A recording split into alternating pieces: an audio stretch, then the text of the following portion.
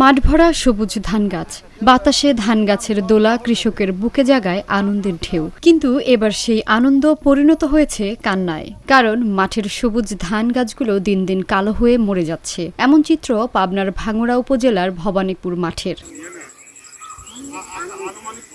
অভিযুক্ত কৃষকদের অভিযোগ, ইটভাটা থেকে বিষাক্ত কেমিক্যাল মিশ্রিত গ্যাস ছেড়ে দেওয়ায় গাছপালা ও মাঠের ধান পুড়ে গেছে। সবুজ গাছগুলো কালো হয়ে নষ্ট হয়ে যাচ্ছে, এক ছটাক ধানও মিলবে না। কিভাবে হবে এই ক্ষতিপূরণ জানেন না তারা।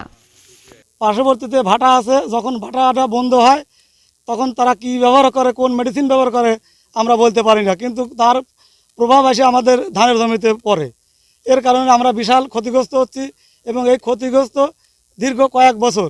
যে আপনাদের মাধ্যমে আমরা এই ভাটাটা একদম বন্ধ করতে চাচ্ছি, কারণ একটা জমি আবাদ করতে প্রচুর টাকা খরচ হয়। এই সামথিং কিছু 2000 বা 5000 টাকা জরিমানা নিয়ে আমরা শান্ত থাকতে চাচ্ছি না।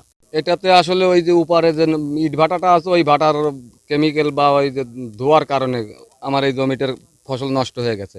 আমরা চাচ্ছি আমাদের এই ইয়েটার স্থায়ী সমাধান, আর যাতে আমরা কৃষক বাঁচতে পারি। এই বিষাক্ত গ্যাসে ক্ষতি হচ্ছে মানবদেহের। গত কয়েক বছর ধরে এমন পরিস্থিতিতে ক্ষুব্ধ এলাকাবাসী। এখন ক্ষতিপূরণ সহ ইটভাটা বন্ধের দাবি তাদের। কোনো গাছের আম খাওয়া যায় না, কোনো ফসলাদি খাওয়া, তরি তরকারি কোনো কিছু খেতে পারছি না আমরা। আমাদের অসুখ বিসুখ হয়ে গেছে, নিঃশ্বাসে কষ্ট হয়, শ্বাসকষ্ট হয়ে শুরু হয়ে গেছে, বাচ্চা থেকে শুরু করে সবারই। মেন ক্ষতি হচ্ছে মানবদেহ।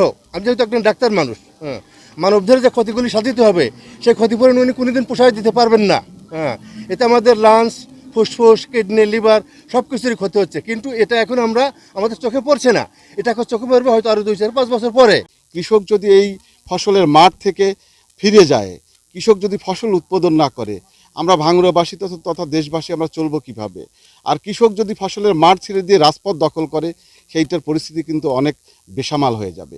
আমরা চাই যে প্রশাসনের লোক এই বিষয়গুলো এসে সরজমিনে এসে দেখে যথাযথ, শুধুমাত্র এই ক্ষতিগ্রস্ত না, এইটা স্থায়ী সমাধান হিসেবে ওই ভাটাকে বন্ধ করতে হবে এবং কৃষক যেন এর ন্যায্য বিচার পায় এবং ফসলের ক্ষতিপূরণ পায়, সে বিষয়ে প্রশাসনকে হস্তক্ষেপ করতে হবে। অভিযুক্ত ইটভাটার মালিকের দাবি, তার ভাটা থেকে এমন ক্ষতি হয়নি। তারপরও কৃষি অফিসার খতিয়ে দেখে যদি প্রমাণ পায় তাহলে ক্ষতিপূরণ দেবেন তিনি। কৃষি অফিসার পরীক্ষা নিরীক্ষা করে দেখবে, ভাটার কারণে যদি কোনো ক্ষতি হয় সে ক্ষতি আমরা দেখবো। কৃষি অফিসার পরীক্ষা নিরীক্ষা করে দেখুক যে ভাটার কারণে হয়েছে না অন্য রোদের দ্বারা হয়েছে না তাপের দ্বারা হয়েছে। এটা পরীক্ষা নিরীক্ষা করে দেখার পর এগুলো আমার ভাটার কারণে হয়, সেটার পদক্ষেপ আমরা নেব। সরজমিনে মাঠ পরিদর্শন করে ব্যবস্থা নেওয়ার আশ্বাস কৃষি কর্মকর্তার। আমরা সরজমিনে যে দেখেছি জমিগুলো, এখন দুই পক্ষকে আমরা ডেকেছি, কৃষক যারা আছেন এবং ইট ভাটার মালিককেও ডাকা হয়েছে।